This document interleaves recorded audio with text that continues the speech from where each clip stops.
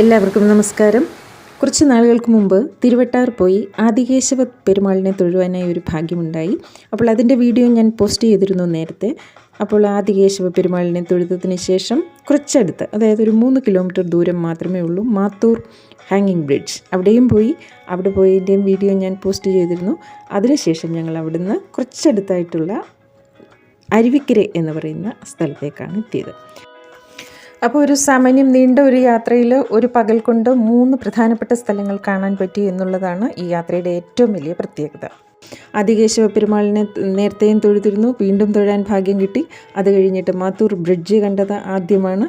അതിനുശേഷം തൊട്ടടുത്ത് തന്നെ, ഇതെല്ലാം തമ്മിൽ ഒരു 3 കിലോമീറ്റർ ചുറ്റളവിൻ്റെ ദൂരവ്യത്യാസമേ ഉള്ളൂ. അപ്പോൾ ഇങ്ങോട്ടേക്കും എത്തി. ഇവിടെ എത്തിയപ്പോഴാണ് ഇവിടെ എത്താതെ പോയിരുന്നെങ്കിൽ അതൊരു വലിയ നഷ്ടമായി പോയേനെ എന്ന് തോന്നിയത്. അത്രയ്ക്ക് മനോഹരമായ സുന്ദരമായ ഒരു ഭൂപ്രദേശമാണ് ഈ അരുവിക്കര. പേര് പോലെ തന്നെ അരുവിയുടെ തീരമാണ്. പാറക്കെട്ടുകളും ഇടയ്ക്കിടയ്ക്കായി ഒഴുകുന്ന കൊച്ചരുവിയും എല്ലാം തന്നെ വളരെ മനോഹരമായ കാഴ്ചയാണ്. അപ്പോൾ പറഞ്ഞില്ലല്ലോ, തൊട്ടടുത്ത് തന്നെയായി ഒരു ക്ഷേത്രവുമുണ്ട്. അങ്ങനെ അരുവിയോട് ചേർന്ന് ഒരു ക്ഷേത്രവും കൂടെയാവുമ്പോൾ ഒരു പ്രത്യേക ഭംഗി തന്നെ. ഇതാ നോക്കൂ, സപ്തമാതൃക്കൾ ദേവീക്ഷേത്രം. അപ്പോൾ ഞങ്ങൾ എത്തിയ സമയം ഒരു 4 മണിയോടടുപ്പിച്ചായിട്ടേ ഉണ്ടായിരുന്നുള്ളൂ. അപ്പോൾ അതുകൊണ്ട് തന്നെ ക്ഷേത്രത്തിനുള്ളിൽ കയറി തൊഴുവാൻ സാധിച്ചില്ല. ഒരു 5 മണി സമയം കഴിഞ്ഞല്ലേ വൈകുന്നേരങ്ങളിൽ ക്ഷേത്രങ്ങളൊക്കെ തുറക്കുകയുള്ളൂ. പിന്നെ മെയിൻ റോഡ് കഴിഞ്ഞ് ഇങ്ങനെ വന്നിറങ്ങുന്നിടത്ത് തന്നെ ഇതാ നോക്കൂ, തമിഴ്നാട് ശൈലിയിൽ വളരെ സുന്ദരമായ അതിപുരാതനമായ ഒരു ക്ഷേത്രമുണ്ട്. അത് കഴിഞ്ഞിട്ടാണ് നമ്മളിങ്ങി താഴേക്ക് ഇറങ്ങുന്നത്. അവിടെയും ഉള്ളിൽ കയറാൻ പറ്റിയില്ല. ക്ഷേത്രത്തിൻ്റെ തൊട്ടടുത്ത് തന്നെ കണ്ട ഒരു പാറക്കല്ലിന് മുകളിൽ ശ്രീ പരമേശ്വര പാർവതിമാർ സകുടുംബം, നല്ല ഭംഗിയുണ്ടായിരുന്നു അത് കാണാൻ. എല്ലാം ഒരു തമിഴ് മലയാളം ഇടകലർന്ന ശൈലികളാണ് കാണുന്നത്. ഒരു ബോർഡർ പ്രദേശമല്ലേ ഇതൊക്കെ.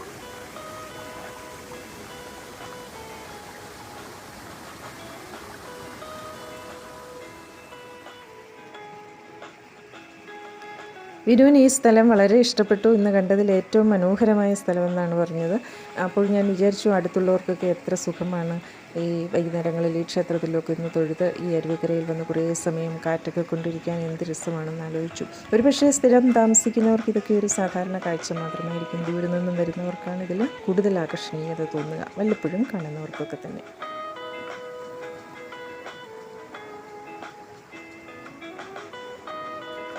ഇപ്പോൾ വലിയ മഴയുള്ളൊരു സമയമല്ലല്ലോ, അതുകൊണ്ട് തന്നെ വെള്ളം വളരെ കുറവാണ്. എങ്കിലും ഇത്രയും വിസ്തൃതമായ പ്രദേശത്ത് നിറയെ പാറക്കെട്ടുകൾ. അപ്പോൾ ഓരോരോ പാറക്കെട്ടുകൾക്കിടയിൽ അല്ലെങ്കിൽ ആ ചാലുകളിൽ കൂടിയൊക്കെ ഇങ്ങനെ ഈ വെള്ളം ഒഴുകി വരുന്നത് കാണാൻ എന്ത് ഭംഗിയായിരുന്നു.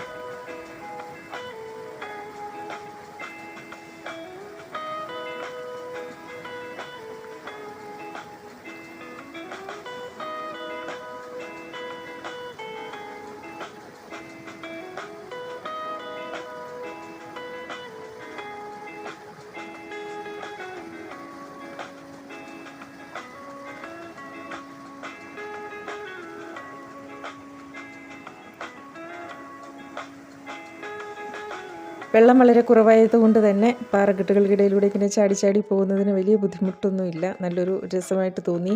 സാധാരണ വെള്ളം കുറച്ച് പേടിയുള്ള കൂട്ടത്തിലാണെങ്കിൽ പോലും ഇത് ഒരു പ്രത്യേക ഭംഗി തന്നെയാണ്. ഒരു നല്ല രസമാണ് ഇതിലെ ഇങ്ങനെ ഒരിടത്ത് നിന്ന് മറ്റിടത്തേക്ക് പോകാൻ. ഒരുപാട് ദൂരമുണ്ട് ഈ പാറക്കെട്ടുകളിങ്ങനെ.